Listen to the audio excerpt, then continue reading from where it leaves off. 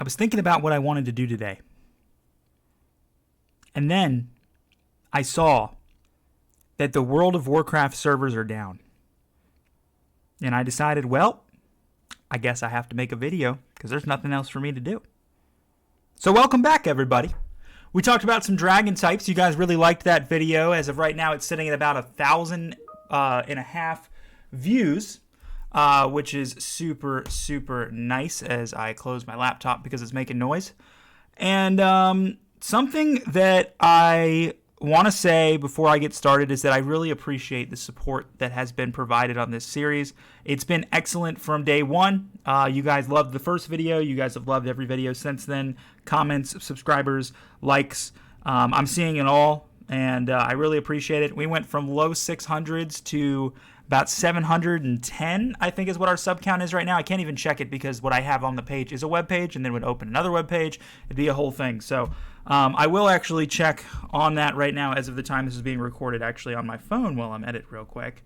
But we're going to talk about some dark types today. What are the best ones? What are the worst ones?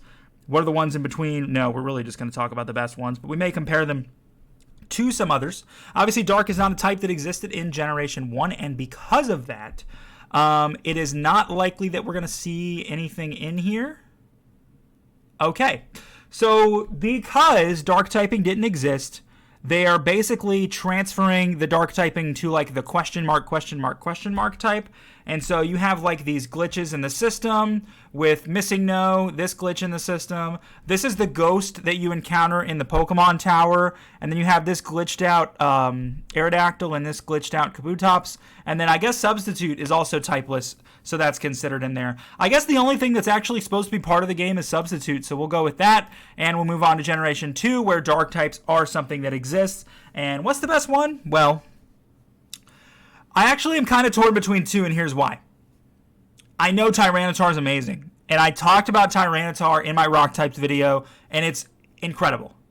But Umbreon is one of the best walls in the game, and still is to this day, on top of the fact that in Generation 2, it literally was the best wall, because its only weakness, its only two weaknesses, right, were bug and fighting.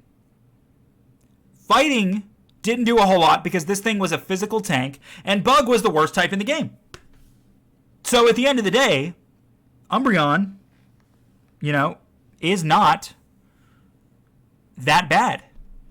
But it's still Tyranitar. Come on now. Did you really think I was going to? I thought about it for a minute, made up my mind, kept going with the spiel for the video. It is what it is, all right? It is what it is. Generation. Can I move this?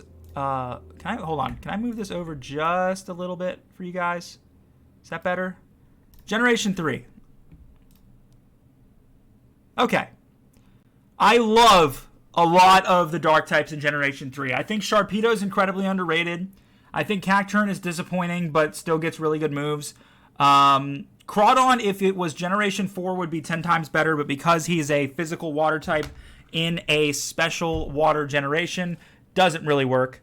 Absol's the answer, guys. Even though Absol doesn't really get that many good dark moves, the fact that he gets other things that he can combine with Swords Dance makes it not even matter. Like, he doesn't need Stab. Dark was a special type in Generation 3, if you didn't know. So anything that you get Absol is a special attack, which doesn't really help with his Swords Dance. However, he can learn Shadow Ball. Ghost was a physical type at the time. He can learn Shadow Ball via TM. He can learn a lot of good normal type moves. He can still do so much for you. And it's one of the original Swords Dance Pokemon. It's one of the original Swords Dance Pokemon. They didn't give it to a lot of Pokemon, but they did give it to Absol, and that's what made him so broken at the time. And then he got a Mega later in the game, which was even better.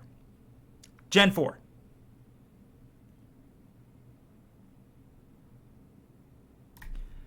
Skuntank has one weakness to ground.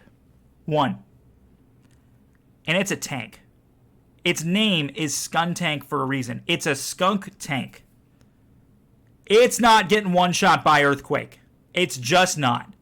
This thing can do so much for you defensively that no other Pokemon can. Generation 5. I mean, jeez. Is this the Church of the Flying Spaghetti Monster? What is that? The answer is Hydreigon. I don't even need to argue this one. Hydreigon's one of the best Pokemon they've ever made. It is One of the first times doing a pseudo-legendary that was a special attacker, and it was just a monster. I like Zoroark, I like Crocodile, I like Bisharp. The answer is obviously Hydreigon, though. I can't go with anything else. It has to be. Has to be. Gen 6, come on, guys. Come on. This is the best dark type I think they've ever created.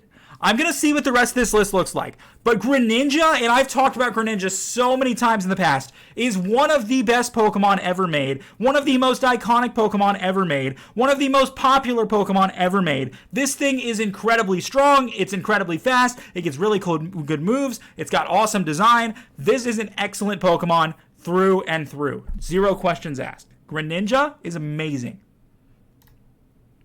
Generation 7. I'm actually going to go with Incineroar here. I like Guzzlord's design. Okay, I do. But Incineroar is a better Pokemon. Incineroar is a better Pokemon through and through. Fire and Dark is a type we've seen plenty of times before, but not quite the way that Incineroar works, being a physical attacker instead of a special attacker. And with how horrible of a design, in my opinion, Litten was, literally just being a red cat, this is a big red cat, and I guess it works a little bit better. It also looked at the time when we saw it that it was going to be fire fighting. They made a good choice not going the fighting route and keeping it fire dark. Generation 8. Let me tell you guys something. Grimmsnarl is one of the most underrated Pokemon ever made. Here's why. It is the first ever of its kind, dark and fairy. Meaning, it is still weak to fairy, but it resists fighting and can actually destroy them with fairy moves. It still destroys dragons.